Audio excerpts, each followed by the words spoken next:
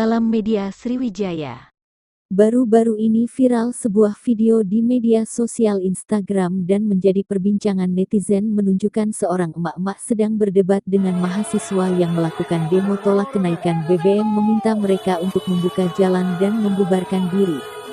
Video tersebut diunggah oleh salah satu akun Instagram bernama @daenginfo pada Kamis, tanggal 8 September tahun 2022, memperlihatkan seorang emak-emak sedang berdebat dengan mahasiswa yang sedang melangsungkan aksi demonstrasi menolak kenaikan BBM.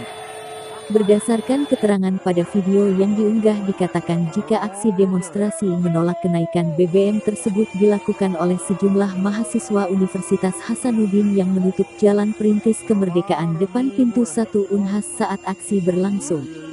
Terlihat emak-emak tersebut nampak emosi saat berdebat dengan salah satu mahasiswa yang ikut dalam aksi demonstrasi menolak kenaikan harga BBM itu dan meminta untuk membuka akses Jalan Perintis Kemerdekaan. Terdengar jika emak-emak tersebut mengatakan jika aksi demonstrasi yang dilakukan mahasiswa tersebut merugikan banyak orang dan menyebut jika tugas mahasiswa adalah belajar. Kalau mau pergi ke Jakarta sana, kamu ngerugiin banyak orang, lihat orang yang tersiksa, hei tugas kalian itu belajar, ujar emak-emak yang terlihat emosi.